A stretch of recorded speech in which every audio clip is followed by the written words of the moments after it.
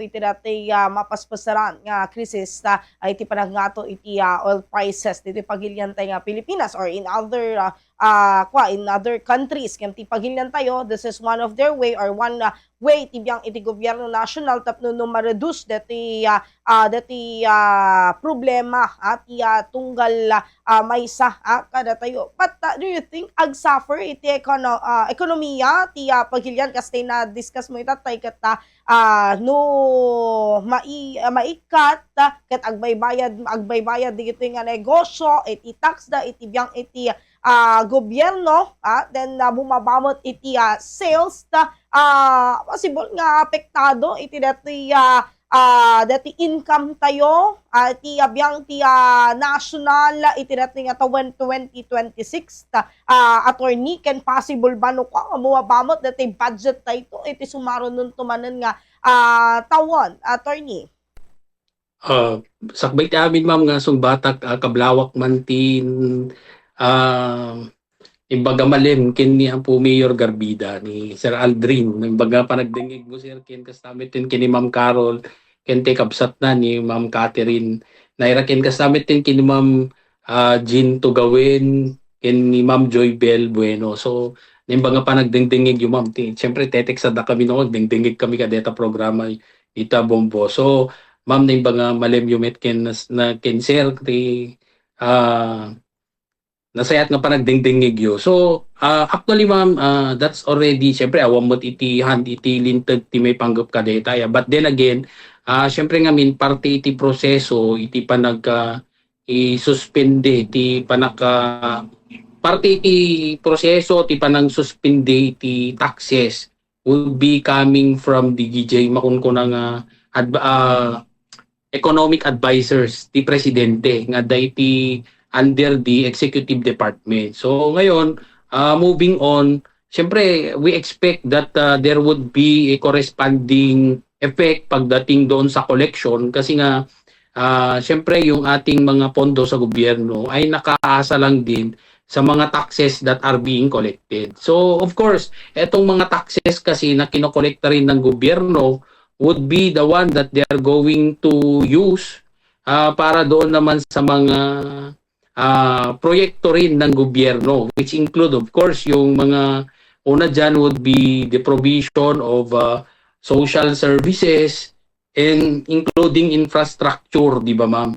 So ngayon, pag tinitingnan natin, syempre maapektuhan ang pondo ng social services and of course infrastructure. So ang tanong, syempre yung mga tao alam naman natin na merong issue ngayon dito sa mga infrastructure projects. Di ba merong mga flood control issue pagdating sa mga and other landmark projects ngayon na napakalaki. So may mga issue diyan. So sa sa airport pa meron pang bumagsak na bubong. So syempre we cannot blame people na sasabihin nila na wala ring silbi na we are collecting taxes kasi yung pera naman ay na hindi naman nagagamit sa maayos, which include infrastructure projects, unfortunately, di ba? So ngayon, siyempre yung mga tao gusto natin ng immediate effect from us. Yung pagdating doon sa mga, kung ano man yung binibigay ng gobyerno sa atin. Kaya nga tingnan mo, yung ginagawa nila is nagbibigay ng tawag nito, yung ayuda, kasi nga yun ang pinakamadali. Wala ka nang gagawin, bibigay mo lang. Kaya lang kasi, pagdating naman sa pamimigay mo ng ayuda, not everybody is benefited from this ayuda. So, minsan, pinipili pa yan, and ilang tao lang naman yung nabibigyan. Pagdating naman sa epekto ng pagtaas ng fuel natin, hindi lang naman sila yung apektado. Diba? Lahat tayo ay apektado dahil nga, doon sa pagtaas ng presyo ng fuel will affect also other commodities and services. So, yun ang epekto niya. Kaya, pinakamainam talaga na sabihin man natin na mawawalan ng bilyong collection yung ating gobyerno pagdating sa fuel taxes, parang para namang ang nakikita natin, parang it outweighs yung benepisyo na matatanggap natin sa pag-maintain ng presyo ng mga bilihin. Diba ma'am? Kasi kung tinanggal mo yung taxes na yan, wala nang dahilan din yung ating mga oil companies to increase the price. It depends kung yun nga tong talaga namang apektado sila sa world market. Pero kasi pag you look into history, with of course, looking into our neighboring countries, ang oil, dahil alam nila na very basic ito na need ng isang country, ginagawa nilang yan, parang public utility, hinahawakan yan ng gobyerno. So, syempre, government ang may hawak, so kontrolado niya yung presyo.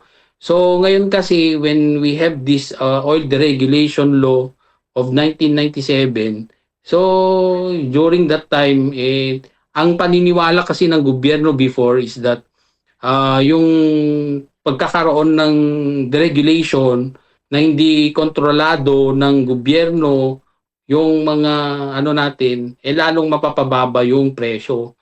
But syempre, when you look into a business, ang tinitingnan din niya yung best interest niya.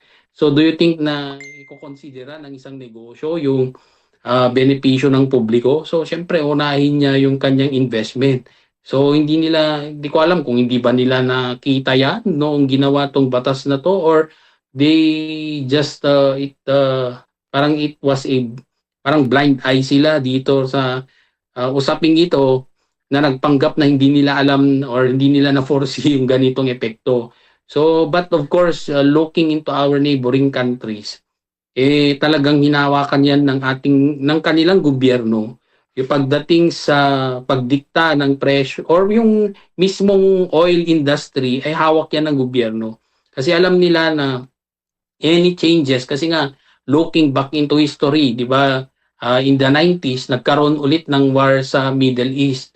So, nung nagkaroon ng war doon, syempre, naapektuhan yung presyo ng mga produktong petrolyo, which eventually increased the prices of commodities.